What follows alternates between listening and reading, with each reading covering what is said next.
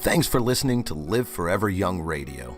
This time on the show, Ann Harrison, co-author of The New Fountain of Youth, is here again and will be talking with Bob and answering questions from listeners about a new phenomenon for your health called P.E.M.F, or pulsed electromagnetic fields, and how they can help increase circulation and overall wellness. So sit back, relax, and get ready to live forever young. Hello, everyone, and thank you for joining us once again on Live Forever Young Radio. I'm Bob Gilpatrick, and I am here with Ann Harrison. Hello, Ann. Hi, Bob. How are you? I'm Thanks doing for great. joining us again. My pleasure. And we're here also with Raleigh Culp. Raleigh is guys. running all the technology I'm back and here. helping us with everything. Thanks, Raleigh. And today we're going to talk about blood circulation, blood flow, microcirculation in particular, and also something called P.E.M.F, which stands for pulsed electromagnetic fields. And this is a phrase or a concept that might not be familiar to some of you, but it's something that has been around for many, many decades, but recently getting a lot of popularity. Ann is an expert in this area and is going to be sharing with us what it is, why it works, and why you would want to know about it. Right, Ann? Sounds good. And in regard to circulation, so people have different fluids that their body is circulating. We are relatively large vertebrates that walk upright, and in order to get oxygen and nutrients to our fingers, our toes, and to our brains, we have to have a highly functioning circulatory system where in our blood all of our nutrients and oxygen, etc., is being easily received by our cells, so our cells have enough oxygen and we also have enough nutrients. So they say that you could live for 5 or 6 days without water and 30 to 60 days with no food, but without oxygen being circulated to your cells, you could only live for about 5 minutes. Right? Yep. So it's really important, this whole notion of circulation. And can you tell us about the difference between circulation that most people think of, which is your heart beating and pumping blood through your arteries, and microcirculation and how it's different? Sure. Well, for years and years, everybody just thought the heart is what, pushed the blood through our whole entire cardiovascular system, our pipeline. And they discovered, the heart luckily has little helpers, because if they took out our cardiovascular system and laid it end to end, including the visible capillaries, the larger blood vessels, your veins, and your microvessels, it would be about 75,000 miles in length. What? And that would circle the globe about 2.5 times. Wait, 75,000 miles. Yes, right. And about 56,000 of it is the tiny microvessels that are almost invisible. Right? Correct. You have about 2,000 of those in each of your eyes, 2,000 microvessels in each of your eyes. If they just took out the microvessel system and laid it on top of a tennis court, 56,000 miles, it would cover the entire tennis court. And so we don't really think about that. And, up until, relatively recently, everyone just assumed, medical doctors were taught, it was only the heart that could push the blood through the 75,000 miles of pipeline. But think about that, the heart the size of a fist, how is that going to be able to do that, especially going from your larger macrovessels down to even something smaller and smaller and smaller. And so, maybe a while back, a number of years back, 3 Harvard scientists won a Nobel Prize for the discovery that actually led to the invention of Viagra, because that's all blood flow, okay? Right, yeah. All right? And that the heart has little helpers in between your visible macrovessels and your nearly invisible microvessels. There's little pumps. And when you're a child, healthy child, those pumps are going about 3 to 5 times every minute. All right, but when you get over age 55, or you might have a sugar situation, instead of 3 to 5 times every minute, it might be, 1 to 3 times every 10 minutes. Oh, and that's why as we get older, we tend to get diseases that we didn't get, like when we're in our 20s, okay? example is eye diseases, okay? Age-related eye diseases. Remember 2,000 microvessels in each of your eyes? Right. Well, what happens maybe in our 40s, maybe 50s, we start needing reading glasses, and that's because we're not getting our nutrients to our eyes like we did before. Nutrients and oxygen. Exactly. And then also, of course, what you need detoxification to your eyes as well. And so here, what happens is we say, well, no big deal. I'll just go to the Dollar Tree and I'll get a pair of readers, and we still don't get the nutrients into our eyes. So then we go and get another stronger pair in a year and then another stronger pair. And our eyes are getting worse and worse. And then maybe in our 60s, since we're still not getting nutrients in their eyes and oxygen and, they're not detoxifying very well, we said, well, I'll just get cataract surgery. I would assume that not just your eyes, but there's a lot of other things that bad circulation would probably. Oh, exactly. All those other diseases are pretty much related to blood flow. But I'm trying to paint an example so people can kind of understand. Yeah. So then we get cataract surgery, but they say within 3 years of people getting cataract surgery, still being nutrient deficient, then 40% of those people will be diagnosed with, either glaucoma or macular degeneration. So then maybe once a year they start getting shots in their eye, and then it's every 6 months, and then every year, every month. And then eventually the shots don't work, and the doctor says, I got to do eye surgery, and then they have surgery, and maybe another surgery. Sounds expensive. If you live long enough, the doctor says, I'm sorry, the surgery's not working anymore, you're just going to have to go to blind. And so circulation you hardly ever think about. Right. Okay, people might think about it if they're on high blood pressure medication or taking cholesterol drugs or have a sugar situation, but most people wonder, how am I getting numbness in my hands, numbness in my feet, tingling in my hands and feet? Right. As you were mentioning, because we're taller, our hands are kind of far away from our heart. And these, as we get older, these pumps aren't pumping as regularly. Right. Then we start developing those kind of problems. So this peripheral neuropathy, where people are getting these pains, it's like it's a catch-22, because the blood supply in the microvessels has to provide blood to the nerves, and the nerves in turn are firing and helping to expand the microvessels so the blood can get through. And so either a nerve problem can cause a microcirculation problem, or vice versa. And with people with diabetes in particular, they tend to get this problem, but also issues with their eyes from poor microcirculation, and their kidneys also, which needs a lot of blood flow to it. Exactly. And so heart disease, Ann, is the number one killer worldwide. Can you tell us a little bit about the research and what you were telling me earlier about the heart and the microcirculation in the heart? Well, a couple of years ago, I read a book that's written by a medical doctor, Dr. Cowan, Cowan, and he wrote a book called Cosmic Heart, Human Heart. And what he discovered is that only 18% of people that have heart attacks have blockages in their larger main 3 arteries of the heart. And so guess what? If you think we get blockages in those arteries that are the size of a straw, just think how many blockages we must have in those nearly invisible capillaries, that if you pluck out one of your hairs divided by 10, that's about the diameter of a microvessel. And so he's saying the key contributor factor to most heart attacks is poor microcirculation of the heart, because the heart needs all the nutrients, all the oxygen to continually, get to every single cell in the heart. Right, it's kind of like the distribution center. So if you have one of the small microcirculation vessels that you're talking about, if you imagine the bigger ones being able to get clogged simply, then those smaller ones are probably even easier. You know what I mean? Like a bottleneck, it probably gets all just completely clogged, and then there you go. No nutrients and oxygen going through.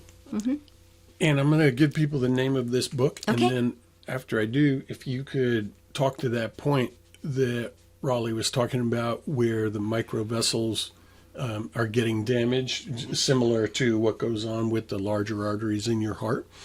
And so this book she's referring to is called Human Heart, Cosmic Heart, and it is subtitled A Doctor's Quest to Understand, Treat, and Prevent Cardiovascular Disease, and it's Thomas Cowan, Kowan, MD. I think it's C-O-W.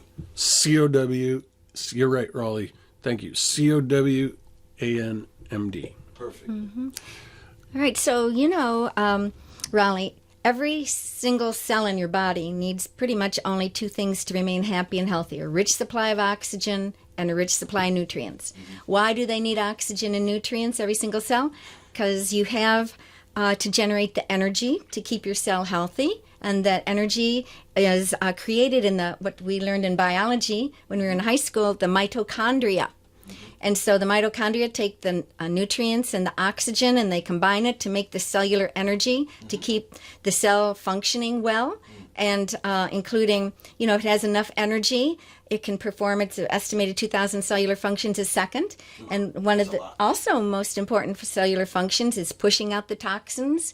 All right. But of course, the heart is going to require so much energy. It's the hardest working organ in your human body. It's pumping thousands of times a day. Right. And so it needs to continually create energy. Actually, it's funny, when I was looking in the chat here, and there's a lot of people checking it out, one of the things that a lot of people were asking is what's something, this one comes from Ted actually, what is something that Ted can do on a day-to-day basis, something simple that you can just improve the circulation, since it sounds so important, he put here, since it seems like this is such a big deal. What's something I can do every day to help improve it? So maybe that's something you guys could talk about for a second. So, Ann, I'll talk about the nutrition part, and then if you want to address the exercise research that we were talking about. So, Ted, in regard to the nutrition aspect, there's many different things that people need in order to increase their circulation. One of them is arginine. Right, and also citrulline. Citrulline kind of recharges the arginine, and the arginine is helping those little capillaries, the microvessels, to expand. And another is phosphatidylcholine, which is a compound that helps keep your cell walls very flexible and capable of allowing things in and out. So it's good to have great microcirculation and get the blood all the way there to the cell, but then it also has to be able to get into the cell. So in our product, Boomer Boost, you have both arginine and phosphatidylcholine, but also in regard to the cellular energy that Ann was referring to, the creation of cellular energy, you also need vitamin B1, B3, B5, B6, coenzyme Q10, and these are the substrates that help the cycle, the Krebs cycle, that creates energy go, and all of those nutrients are in the Boomer Boost product as well. And then, Ann, did you want to tell us about the exercise issue and the percentages you were telling me about? Well, exercise, by the way, we all kind of know people that exercise a lot, and they tend to seem to be healthier. And, exercise, you're getting way more oxygen. Also, athletes, when we're thinking about, I read that if you just exercise for 30 minutes aerobically, you're going to increase your circulation by about 8%. Oh, that's pretty good. Yep, and so that's pretty phenomenal. Yeah. But when we're talking about athletes, you might have heard of athletes, some of them just dropping dead of a heart attack right on the spot. And so what we have to remember is a lot of times these athletes are sweating out so many of their own, minerals and vitamins, and so you have to continually supply your body with more nutrients like Boomer Boost, but then, of course, the circulation can, especially to the microcirculation, can get all those nutrients to your heart to keep it healthy. Right, so you got to have circulation to actually get the nutrients there. So if that's compromised, you can eat all the nutrients, but it might not ever get there. Yep. Yes, so now, you guys, we talked earlier about this concept of P.E.M.F, of pulsed electromagnetic fields. Right. And so we now know that the use of technology that's emitting pulsed electromagnetic fields has a dramatic ability to increase circulation, right? So, and can you tell us a little bit about that? Like when it was that these devices became available and how they kind of improved over the years to the point where they're so amazing right now. Yeah, well, about 60 or 70 years ago, they discovered P.E.M.F, and they created technology using pulse electronic magnetic fields to direct to our body. And nicely enough, they are available for home use. In addition, certain ones are available in hospitals if they've been really proven effective through clinical trials. Are they medically cleared for the... Okay.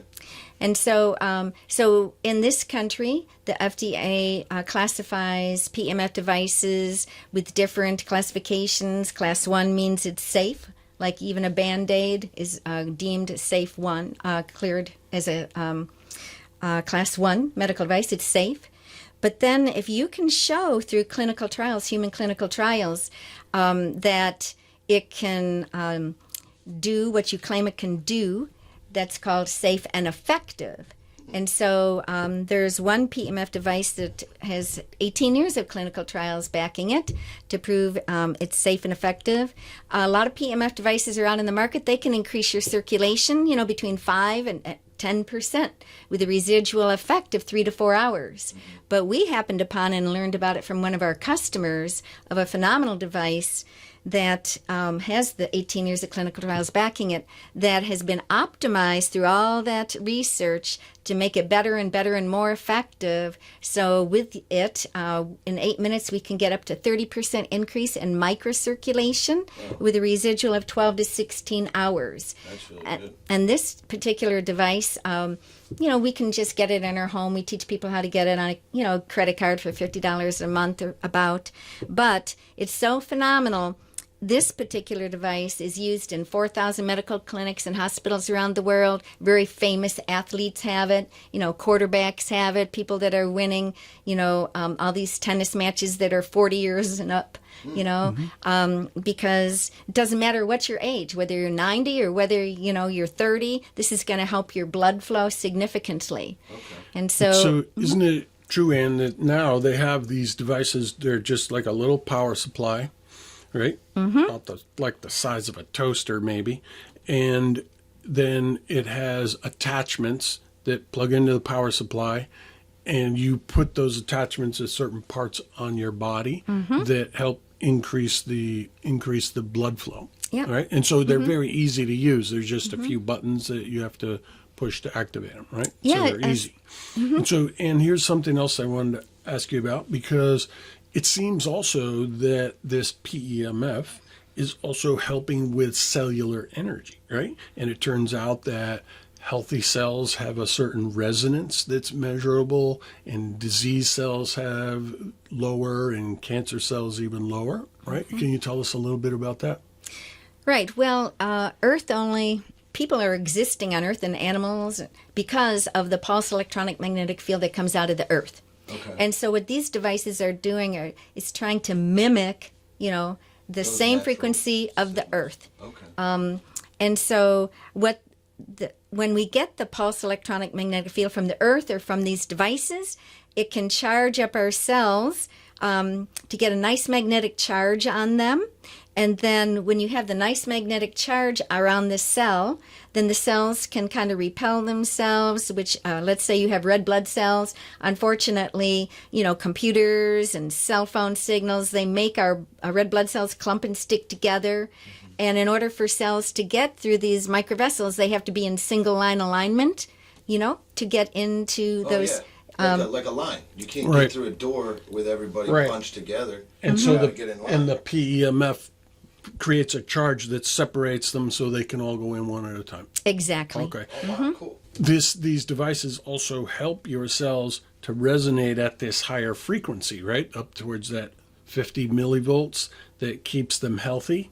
as opposed to dropping lower, right? Exactly. You need, a magnetic charge. They've measured the millivolts of these cells, and they find out that, a healthy cell resonates at about, they say negative 55 millivolts, and a diseased cell, let's just say you might have inflammation in your knee. Okay, that might be only resonating like at 30 millivolts. And then let's say your cells start really powering down, and then they get so sick they're deemed maybe as cancer cells, and they're only 15 millivolts. So you want, the higher the millivoltage of your cell, the healthier you will be. But unfortunately, the magnetic field of the Earth is waning. The poles eventually are going to try to shift themselves. North will become south, south will become north. And so even the magnetic field coming out of the Earth is diminishing.